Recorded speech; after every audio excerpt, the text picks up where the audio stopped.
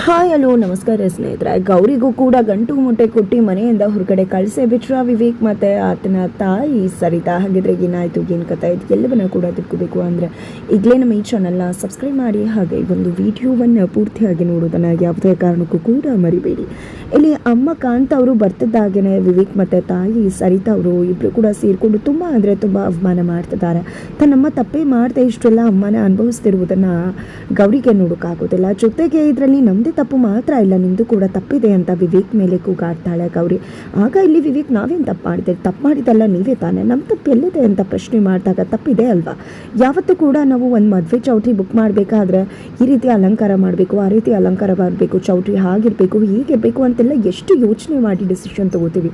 ಅಂಥದ್ರಲ್ಲಿ ಮದುವೆ ಆಗಬೇಕಾಗಿರೋ ಹುಡುಗಿ ಹೇಗೆ, ಎಂತೂ ಅವಳು ನಿಜವಾಗ್ಲೂ ಒಳ್ಳೆಯವಳ ಕೆಟ್ಟವಳ, ವ್ಯಕ್ತಿತ್ವ ಹೇಗೆ, ಇದನ್ನು ಎಲ್ಲವನ್ನ ಕೂಡ ಚೆಕ್ ಮಾಡಿದ್ರೆ ನೀವು ಜಸ್ಟ್ ನನ್ನ ಅಕ್ಕ ನೋಡಿ ಫಿದಾ ಆಗಿಬಿಟ್ರಿ, ಸೌಂದರ್ಯಕ್ಕೆ ಮರಳಾಗ್ಬಿಟ್ರಿ. ಅದರಿಂದ ಇವತ್ತು ನೀವು ನಾನು ಇಬ್ಬರು ಕೂಡ ನೋವನ್ನು ಅನುಭವಿಸ್ತಾ ಇದ್ದೀವಿ, ನಮ್ಮಿಬ್ಬರ ಬದುಕು ಕೂಡ ಈ ರೀತಿ ವಾಗಿದೆ ಅಂತ ಹೇಳಿ ಗೌರಿ ಮಾತನಾಡ್ತಾರೆ. ಏನು ಮಾತಾಡ್ತಿದ್ಯಾ, ನಾನು ಮನಸ್ಸನ್ನು ನೋಡಿ ಇಷ್ಟಪಟ್ಟಿದ್ದು ನಿಮ್ಮ ಅಕ್ಕನ ಅಂತ ವಿವೇಕ್ ಹೇಳಿದಾಗ, ಇಲ್ಲ ನೀವು ಮನಸ್ಸು ನೋಡಿ ಇಷ್ಟಪಟ್ಟಿದ್ದರೆ ನೀವು ಖಂಡಿತ ಈ ರೀತಿಯೆಲ್ಲ ನಡ್ಕೋತಾ ಇರಲಿಲ್ಲ. ನೀವು ಮನಸ್ಸು ನೋಡಿ ಇಷ್ಟಪಟ್ಟಿದ್ದಲ್ಲ, ಸೌಂದರ್ಯ ನೋಡಿ ಇಷ್ಟಪಟ್ಟಿದ್ದು.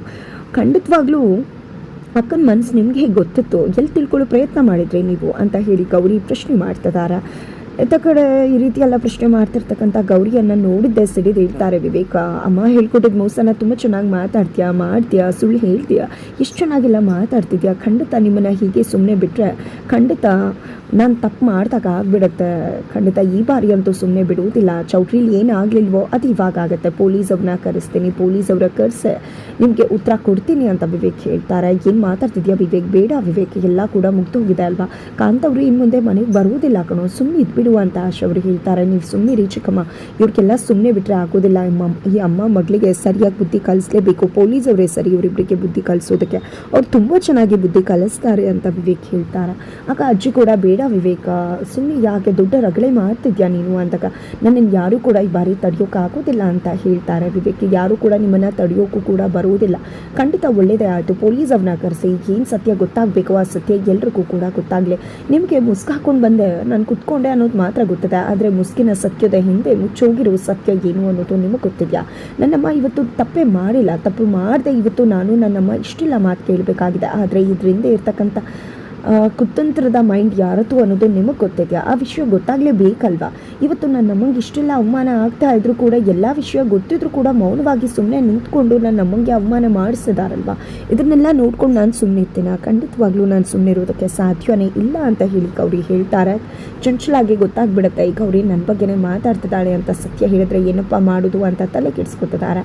ಅತ್ತ ಕಡೆ ಚಂಚಲ ಅವರ ಮಗ ಅನಿಕೇತ್ಗೆ ಮೋನಿಕಾ ಶ್ರೀಮಂತ ಹುಡುಗಿ ಅಲ್ಲ ಅನ್ನೋ ವಿಷಯ ಗೊತ್ತಾಗಿದೆ ತಡ ಮೋನಿಕಾನ ಅವಾಯ್ಡ್ ಮಾಡ್ತಿದ್ದಾರೆ. ಹೇಗಪ್ಪ ನನ್ನ ಬದುಕಿನಿಂದ ಸಾಗಾಕೋದು ಅಂತ ಯೋಚನೆ ಮಾಡ್ತಿದ್ದಾರೆ.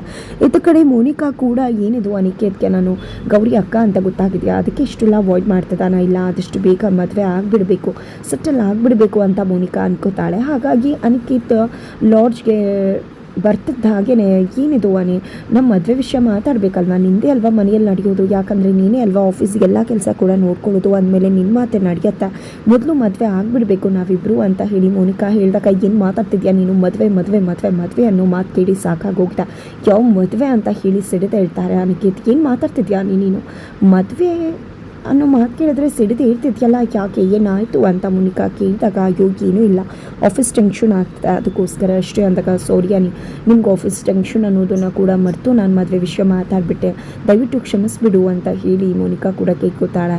ನೀನು ನನ್ನ ಬದುಕಿನಿಂದ ಹೋದರೆ ನಾನು ನೆಮ್ಮದಿ ಆಗಿಬಿಡ್ತೇನೆ, ನಿನ್ನ ನನ್ನ ಬದುಕಿನಿಂದ ಆಚೆ ಕಳಿಸೋದೆ ನನ್ನ ಮುಂದಿನ ಗುರಿ ಅಂತ ಅನಿಕೇತ ಅನ್ಕೋತಾರೆ. ಇತ್ತ ಕಡೆ ಎಲ್ಲರೂ ಕೂಡ ಆಶ್ಚರ್ಯ ಗೌರಿ ಮಾತನ್ನು ಕೇಳಿ, ಏನಮ್ಮ ಮಾತಾಡ್ತಿದ್ಯಾ ಗೌರಿ, ಏನು ವಿಷಯ ಹೇಳ್ತಿದ್ಯಾ ಅಂದಾಗ, ಹೌದು ನಾನು ಹೇಳ್ತಿರೋ ವಿಷಯ ಕರೆಕ್ಟಾಗೇ ಇದೆ, ನನಗೆ ಯಾವತ್ತೂ ಕೂಡ ಯಾರಿಗೂ ಮೋಸ ಮಾಡಬೇಕು ಅಂದ್ಕೊಂಡವಳಲ್ಲ, ಜೊತೆಗೆ ನನ್ನಮ್ಮ ಕೂಡ ಯಾವುದೇ ತಪ್ಪನ್ನು ಕೂಡ ಮಾಡಿಲ್ಲ. ನನ್ನಮ್ಮ ಅಕ್ಕ ಮದುವೆ ಮನೆಯಿಂದ ಹೋದಾಗ ಸತ್ತು ಹೋಗೋಕೆ ಅಂತ ಹೋಗಿದ್ರು, ನಾನು ಅಲ್ಲಿಗೆ ಹೋದಾಗ ಅಮ್ಮನ ನೋಡಿ ಹೋಗಿ ಕಾಪಾಡಿದೆ, ಇನ್ನೇನು ಒಂದು ಕ್ಷಣ ತಡ ಆಗಿದ್ದಿದ್ರು ಕೂಡ ಅಮ್ಮ ನಮ್ಮನ್ನು ಬಿಟ್ಟು ಹೋಗ್ಬಿಡ್ತಿದ್ಲು. ಆಗ ಅಮ್ಮನ ಸಮಾಧಾನ ಮಾಡಿದ್ವಿ. ಅಷ್ಟರಲ್ಲಿ ಒಬ್ಬರು ಬಂದು ಈ ರೀತಿ ಮದುವೆ ನಾಟಕ ಮಾಡಬೇಕು, ನೀನು ಮುಸ್ಕು ಹಾಕ್ಕೊಂಡು ಕುತ್ಕೋಬೇಕು, ನೀನು ವಿವೇಕ್ನ ಮದುವೆ ಆಗಬೇಕು ಅಂತೆಲ್ಲ ಮಾತಾಡಿದ್ರು. ಇದಕ್ಕೆ ನಾನು ನಮ್ಮಮ್ಮ ಒಪ್ಕೊಳ್ಳೇ ಇಲ್ಲ. ಆದರೆ ನಂತರ ನಮ್ಮನ್ನು ಹೆದರಿಸಿದ್ರು, ಬೆದರಿಸಿದ್ರು. ಹಾಗಾಗಿ ನಾವು ಒಪ್ಕೋಬೇಕಾಯಿತು ಅಂತಾರೆ. ಇದನ್ನೆಲ್ಲ ನಂಬೇಡಿ, ಯಾರು ಇವ್ರ ಮಾತನ್ನೆಲ್ಲ ನಂಬೋದು, ಮತ್ತೆ ಇನ್ನೇನು ಕತೆ ಕಟ್ತಿದ್ದಾಳೆ ಅಷ್ಟೇ ಇವಳು ಅಂತ ವಿವೇಕ್ ಹೇಳಿದಾಗ, ನಾನು ಕತೆ ಕಟ್ತಿಲ್ಲ, ನಿಜಾನೇ ಹೇಳ್ತಿದ್ದೀನಿ. ಅವರು ನಿಮ್ಮ ನಡುವನೇ ಇದ್ದಾರೆ, ನಿಮ್ಮವರೇ ಆಗಿದ್ದಾರೆ, ನಿಮ್ಮವರಿಂದನೇ ಇಷ್ಟೆಲ್ಲ ನಡೆದಿರೋದು. ಇದರಲ್ಲಿ ನಂದು ನಮ್ಮಮ್ಮಂದು ಏನೂ ಕೂಡ ತಪ್ಪಿಲ್ಲ. ತಪ್ಪು ಮಾಡ್ತಿರೋ ನಮಗೆ ಶಿಕ್ಷೆ ಆಗ್ತಿದೆ ಅಂದಮೇಲೆ ತಪ್ಪು ಮಾಡಿರೋ ಅವ್ರಿಗೂ ಕೂಡ ನೀವು ಶಿಕ್ಷೆ ಕೊಡ್ತೀರಾ ಅಲ್ವಾ ಅಂತ ಗೌರಿ ಕೇಳಿದಾಗ, ಯಾರಮ್ಮ ಅದು ಅಂತ ಅಜ್ಜಿ ಕೇಳ್ತಾರೆ. ಅದು ಬೇರೆ ಯಾರೂ ಅಲ್ಲ, ಈ ಚಂಚಲ್ ಅವರೇ ಇದನ್ನೆಲ್ಲ ಮಾಡಿದ್ದು ಅಂದಾಗ ಎಲ್ರಿಗೂ ಕೂಡ ಶಾಕ್ ಆಗುತ್ತೆ. ಇಲ್ಲ, ನಾನು ಅತ್ತೆ ಈ ರೀತಿ ಮಾಡಿದ್ದಾರೆ ಅನ್ನೋದನ್ನು ನಂಬೋದಿಲ್ಲ, ನೀನೇ ಕತೆ ಕಟ್ತಿದ್ಯಾ ಅಂತ ವಿವೇಕ್ ಹೇಳಿದಾಗ, ನಾನು ನಿಜಾನೇ ಹೇಳ್ತಿದ್ದೀನಿ. ಹಾಗಿದ್ರೆ ಚಂಚಲ್ ಅವರು ಮುಹೂರ್ತದ ಸಮಯ ಮೀರೋಗ್ತಿದೆ ಅಂತ ನೀವು ಹುಡುಗಿನ ಕರ್ಕೊಂಡು ಬರ್ತೀನಿ ಅಂತ ಹೇಳಿದಾಗ ಅವ್ರಿಗೆ ಏನಂದ್ರು, ನೆನಪು ಮಾಡ್ಕೊಳ್ಳಿ ವಿವೇಕ್ ಅವರ ಅಂದಾಗ, ಇಲ್ಲಿ ವಿವೇಕ್ಗೆ ನೆನಪಾಗುತ್ತೆ, ಚಂಚಲ ನಾನು ಕರ್ಕೊಂಡು ಬರ್ತೀನಿ ಇರು ವಿವೇಕ್ ಅಂತ ಹೇಳಿ ಇಲ್ಲಿ ಮೋನಿಕಾ ರೂಮಿಗೆ ಬಂದಿರ್ತಾರೆ. ಅದನ್ನು ಅರ್ಥ ಮಾಡಿಸ್ತಾಳೆ ಗೌರಿ. ನಂತರ ಆ ರೂಮಿಗೆ ಬಂದಮೇಲೆ ತಡ ಆಗ್ತಿದ್ದದ್ದು ಮತ್ತಷ್ಟು ತಡ ಆಯಿತು. ಜೊತೆಗೆ ನಾನು ಮುಖ ಮುಚ್ಕೊಂಡು ಅಲ್ಲಿಗೆ ಬಂದಾಗ ಅವರು ಕೂಡ ನನ್ನ ಜೊತೆಯಾಗೆ ಬಂದರು. ಈ ಚುಂಡ್ರಿ ನಾಟಕ ಮಾಡಿಸಿದ್ದಲ್ಲ ಅವರೇ, ಸಂಪ್ರದಾಯ ಅನ್ನೋ ರೀತಿ ನಾಟಕ ಹೇಳಬೇಕು ಅಂತ ಹೇಳ್ಕೊಟ್ಟಿದ್ದು ಅವರೇ, ಇದನ್ನೆಲ್ಲ ಮಾಡಿದ್ದು ಅವರೇ ಅಂತ ಹೇಳಿ ಸಾಕ್ಷಿ ಸಮೇತ ರುಜುವಾತು ಮಾಡಿಬಿಡ್ತಾಳೆ ಗೌರಿ. ಇದರಿಂದ ಸಿಡ್ತದ್ದಂತಹ ಸರಿತಾ ಅವರು, ಏನಿದೆಲ್ಲ ಚಂಚಲ, ನೀನು ಇದನ್ನೆಲ್ಲ ಮಾಡಿದ್ದು, ಮನೆ ಮಗಳಾಗಿದ್ಕೊಂಡು ಇದನ್ನೆಲ್ಲ ಮಾಡಿ ಏನು ಗೊತ್ತೇ ಇಲ್ದಾಗೆ ಇದ್ಬಿಟ್ಟಿಯಲ್ಲ, ನನ್ನ ಮಗನ ಬದುಕನ್ನು ಈ ರೀತಿ ಹಾಳು ಮಾಡಿಬಿಟ್ಟು ನೀನು ಯಾಕೆ ರೀತಿ ಮಾಡ್ತೆ ಅಂತ ರುಚಿ ಕೇಳ್ತಾರೆ. ಶಬಾಷ್, ನಿಮ್ಮ ಮಾತನ್ನು ಮುಚ್ಕೊಳ್ಳೇಬೇಕು, ಯಾರೋ ಏನೋ ಹೇಳಿದ್ಲು ಅಂತ ಅವ್ರ ಮಾತನ್ನು ನಂಬ್ಕೊಂಡು ನನ್ನನ್ನು ಪ್ರಶ್ನೆ ಮಾಡ್ತಿದ್ರ ನೀವೆಲ್ಲ. ಇವತ್ತು ನಾನು ಈ ಕೆಲಸ ಮಾಡಿರ್ಬೋದು, ಇಲ್ಲ ಅಂತ ಹೇಳ್ತಿಲ್ಲ, ಆದರೆ ಇದರಿಂದ ಒಂದು ಒಳ್ಳೆಯ ಉದ್ದೇಶ ಆಯಿತು. ನಮ್ಮ ಅಣ್ಣನ ಮರ್ಯಾದೆ ಹಾಳಾಗ್ತಾ ಇತ್ತು, ಜೊತೆಗೆ ನಮ್ಮ ಮನೆ ಮರ್ಯಾದೆ ಹಾಳಾಗ್ತಾ ಇತ್ತು.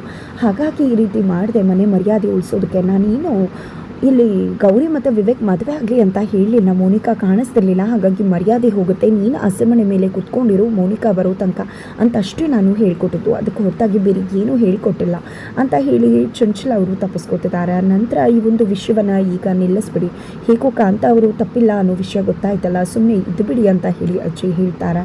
ನಂತರ ಇಲ್ಲಿ ಕಾಂತಲಕ್ಷ್ಮಿ ಅವರು, ಖಂಡಿತ ಇನ್ನು ಮುಂದೆ ನಾನು ಈ ಮನೆಗೆ ಬರುವುದಿಲ್ಲ, ಆದರೆ ನನ್ನ ಮಗಳು ಚೆನ್ನಾಗಿ ನೋಡ್ಕೊಳ್ಳಿ, ನನ್ನ ಮಗಳು ಯಾವುದೇ ರೀತಿ ತಪ್ಪು ಮಾಡಿಲ್ಲ, ಅವಳು ನೋಡೋದಕ್ಕೆ ಒಗ್ಗಟ್ಟಾಗಿ ಕಾಣಿಸ್ಬಹುದು, ಆದರೆ ಪ್ರೀತಿಯಿಂದ ಬಿಡಿಸಿದ್ರೆ ಅವಳಲ್ಲಿ ಕಾಣಿಸೋದು ಪ್ರೀತಿ ಕಾಳಜಿ ಅಷ್ಟೇನ. ತಾನು ಚೆನ್ನಾಗಿಲ್ಲ ಅಂದರೆ ಪರವಾಗಿಲ್ಲ, ನನ್ನವ್ರು ಚೆನ್ನಾಗಿರಬೇಕು ಅಂತ ಯಾವಾಗಲೂ ಬಯಸ್ತಿರ್ತಾಳೆ. ಖಂಡಿತ ಅವಳ ಮನಸ್ಸು ನಿಮ್ಗೆ ಅರ್ಥ ಆಗುತ್ತೆ ಅಳಿ, ಅಂದರೆ ನೀವು ಅವಳನ್ನ ಪ್ರೀತಿಸ್ದೇ ಇದ್ರೂ ಪರವಾಗಿಲ್ಲ, ಆದರೆ ಅವಳಿಗೆ ನೋವು ಕೊಡಬೇಡಿ ಅಂತ ಕೈ ಮುಗ್ದು ಕಾಂತ ಅವರು ಕೇಳ್ಕೊತಾರೆ. ನಿನ್ನ ಅಪ್ಪನಿಗೆ ಏನು ಹೇಳಲಿ ಗೌರಿ, ಇಷ್ಟು ದಿನ ನಾನು ಸುಳ್ಳು ಹೇಳ್ತಿದ್ದೆ ನನ್ನ ಮಕ್ಳಿಗೆ ಒಳ್ಳೇದಾಗಲಿ ಅಂತ, ಆದರೆ ಇವತ್ತು ನಿಮ್ಮಪ್ಪನ ಹತ್ರ ನಿಮ್ಮಪ್ಪನ ಮನಸ್ಸಿಗೆ ನೋವು ಆಗಬಾರ್ದು ಅಂತ ಹೇಳಿ ನೀನು ಚೆನ್ನಾಗಿಲ್ಲ ಅಂದರೂ ಚೆನ್ನಾಗಿದೆಯಾ ಅಂತ ಸುಳ್ಳು ಹೇಳಬೇಕಾಗಿರೋ ಪರಿಸ್ಥಿತಿ ಬಂದಿದೆ.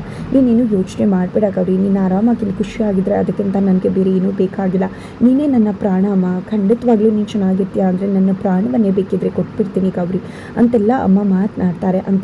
ನಂತರ ಇಲ್ಲಿ ಗೌರಿ, ಅಮ್ಮ ದಯವಿಟ್ಟು ಮತ್ತೆ ಇಲ್ಲಿಗೆ ಬರಬೇಡಿ ಅಂದಾಗ, ಏನಮ್ಮ ನೀನು ಫೋನ್ ರಿಸೀವ್ ಮಾಡಲ್ಲ, ಮುಖ ತೋರಿಸಲ್ಲ, ಅಲ್ಲಿಗೂ ಕೂಡ ಬರಲ್ಲ, ನೀನು ನೋಡಿದೆ ಹೇಗಿರೋದು ಅಂತ ಕಾಂತವ್ರು ಕೇಳಿದ್ದಕ್ಕೆ ಇತ್ತ ಕಡೆ ಆಶಾ ಅವರು, ಇಲ್ಲಿ ನಿರ್ಧಾರ ಆಗಿದೆ, ಯಾವುದೇ ಕಾರಣಕ್ಕೂ ಗೌರಿ ನಿಮ್ಮ ತವರ ಸಂಬಂಧವನ್ನು ಇಟ್ಕೋಬಾರ್ದು ಅಂತ ಅದಕ್ಕೆ ರೀತಿ ಹೇಳ್ತಿದ್ದಾಳೆ ಅಂದಾಗ, ಹೌದಾ ಸರಿ ಆಯಿತು ಮಗಳೇ, ನೀನು ಚೆನ್ನಾಗಿದ್ರೆ ಅದಿಷ್ಟೇ ಸಾಕು, ನಾನು ಹೊರಡ್ತೀನಿ ಅಂತ ಹೇಳಿ ಕಾಂತ ಅವರು ಹೊರಡೋಕ್ಕೆ ಮುಂದಾಗ್ತಾರೆ. ಅಷ್ಟರಲ್ಲಿ ಏನಮ್ಮ ಮಗಳನ್ನ ಜನ್ಮ ಕೊಟ್ಟೆ, ನೀನು ಜನ್ಮ ಕೊಟ್ಟಿರೋ ಈ ಮಗಳಿಗೆ ನೀನು ತಂದಿರೋ ಗಂಟನ್ನು ಕೊಡೋದಿಲ್ವಾ, ದಯವಿಟ್ಟು ಕೊಡಮ್ಮ, ಅದೇ ನನ್ನ ತವರು ಮನೆ ಹುಡುಗರೆ ಅಂತ ಹೇಳಿ ಗೌರಿಯ ಗಂಟನ್ನು ತೆಗೆದುಕೊತಾಳೆ. ಹಾಗಿದ್ರೆ ಮುಂದೇನಾಗುತ್ತೆ ಅನ್ನೋದನ್ನು ತಿಳ್ಕೊಬೇಕು ಅಂದರೆ ಮುಂದಿನ ವಿಡಿಯೋಗೆ ವೇಟ್ ಮಾಡೋದನ್ನು ಮರಿಬೇಕು.